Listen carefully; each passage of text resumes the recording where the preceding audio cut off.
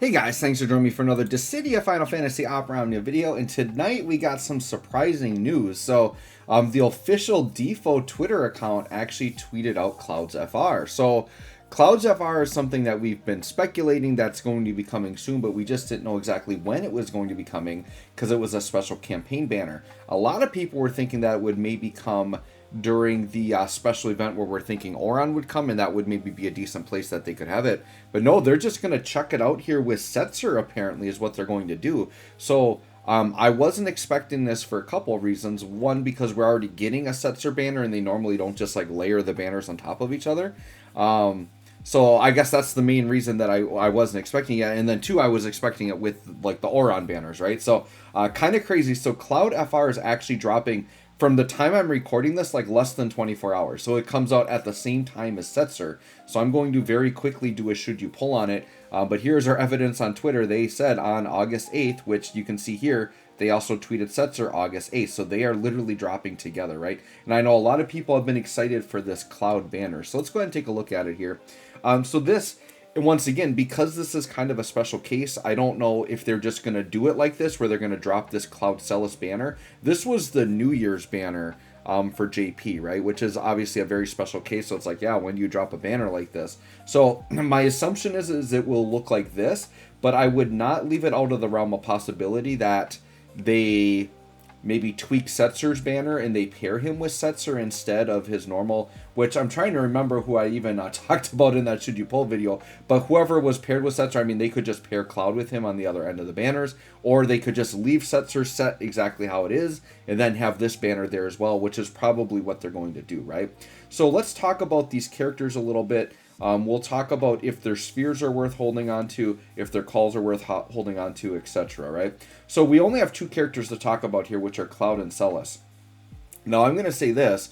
Both of their spheres and both of their calls are actually good, right? So let's start with Celes. So Celes' sphere, it's a B slot, which isn't a very common slot, but it's a Brave Gain sphere. And there are some like tanky type characters where the B slot, it's really good to get Brave Gains, especially like counter tanks. So I think Galuf was like an example where like I think it's really good on him because the Brave Gains really help him with his counter attacks and things like that, right? So it's not like a sphere you need a ton of because there aren't a ton of like B slot tank characters out there that will need the Brave Gain, but I think it's a good enough sphere that you want to make sure you have access to a couple of those, right?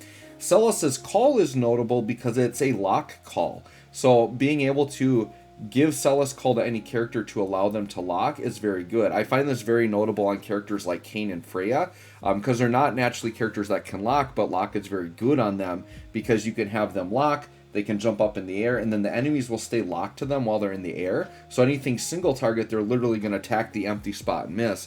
So there's a lot of, I think, good utility out of having that type of call, right? For Cloud Sphere, his sphere is actually a very good Brave damage sphere. It's a 10% Brave damage up. Brave damage is one of the two key stats we look for on an A slot, and it's just dealing crit damage, so very easy trigger. So yes, Cloud has a very good A slot sphere that you definitely want to hold on to extra EXs if you get them. And then Cloud's call is actually very solid as well because it has launching and it has delay in it. So just for the fact that it has those two things, I think its call is very notable, right? Now, in terms of should you pull on the banner, Celes is... honestly, both of these characters are very good in their own ways, right? So we'll talk about it. So Celes here not getting Echo or any upgrades, but she's the type of character that can get away with still being good without that. Celes is a tank character, and she's a very unique... We'd call her like a magic absorb tank, right? Like a very unique type of tank. So basically she has runic, just like she does in Final Fantasy VI. So any magic attacks that will come at her, she actually absorbs it and gains brave. What her BT does is it makes it so any physical attacks also are magic attacks. So then she absorbs everything. She has a really solid FR where like when she absorbs, you get huge gains off of it. And can get, like in a defense type tank setup, she can do really good, and she's got really good off-turn damage with her ice traps, and she can heal. So yeah, Celes is actually like a really, really nice character, right? And then we have Cloud. So Cloud, basically like his upgrades, they're really increasing his damage, right? So he's getting like, I think his 35 attack has like 9 dumps on it, which is pretty good, and it's an attack that launches, right? So the thing you have to think about, right? Cloud is mainly a DPS character, And now that we'll just call it like we're in the Astos era, right? And so when you're looking at a character who is primarily a DPS, you always have to keep in mind that Astos is there, right? So Cloud will not touch Astos' damage, but his damage is still very good. So I think when you're looking at like DPS characters, I think characters that are pure DPS with nothing else have less value because Astos exists, right?